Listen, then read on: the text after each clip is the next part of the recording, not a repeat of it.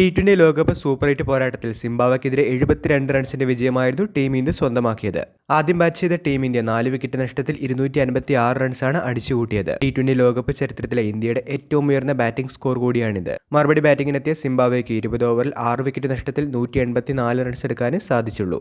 ടീമിലേക്ക് തിരിച്ചെത്തിയ മലയാളി താരം സഞ്ജു സാംസൺ മികച്ച തുടക്കമാണ് നൽകിയതെങ്കിലും 24 റൺസ് എടുത്ത ഷോട്ടിന് ശ്രമിക്കവേ അദ്ദേഹം ക്യാച്ചിൽ മടങ്ങുകയായിരുന്നു. മുൻപ് സഞ്ജുവിന്റെ പ്രകടനത്തെ വലിയ തോതിൽ വിമർശിച്ചിരുന്ന ഒരു താരമായിരുന്നു സുനിൽ ഗവാസ്കർ. ഇപ്പോൾ സഞ്ജുവിന്റെ ഇന്നലത്തെ ഇന്നിംഗ്സിനെ കുറിച്ച് അദ്ദേഹം സംസാരിക്കുകയുണ്ടായി.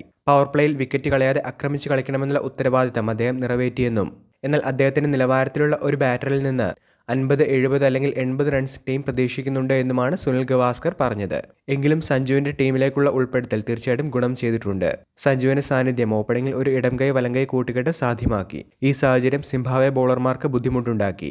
ടൂർണമെന്റിലുടനീളം ഒരു മികച്ച ഓപ്പണിംഗ് ജോഡിയിൽ ടീം ഇന്ത്യ ഫെയിലായിരുന്നു. സഞ്ജു മടങ്ങിയെത്തിയതോടുകൂടി ടീമിന്റെ ഓപ്പണിംഗ് ജോഡി ഒരു സക്സസ് കോമ്പിനേഷനായി മാറുകയായിരുന്നു. ആദ്യ വിക്കറ്റിൽ 48 റൺസാണ് ഇരുവരും ചേർന്ന് കൂട്ടിച്ചേർത്തത്. ഈ തുടക്കം പിന്നീട് വന്ന ബാറ്റർമാർ മുതലാക്കി തന്നെയാണ് മുൻപോട്ട് പോയത്. എന്തായാലും പണ്ട് വിമർശനങ്ങൾ കൊണ്ട് മൂടിയവരെ കൊണ്ടുവരെ ഇപ്പോൾ സഞ്ജു തന്റെ പ്രകടനത്തിലൂടെ കൈയടിപ്പിക്കുകയാണ്. ഒരു സമയത്ത് വിമർശനങ്ങൾ കൊണ്ട് മാത്രം സഞ്ജുവിനെ കണ്ടിരുന്ന സുനിൽ ഗവാസ്കർ വരെ ഇപ്പോൾ അദ്ദേഹത്തിന്റെ പ്രകടനത്തിൽ കൈയടിയുമായി രംഗത്തെത്തിയിരിക്കുകയാണ്.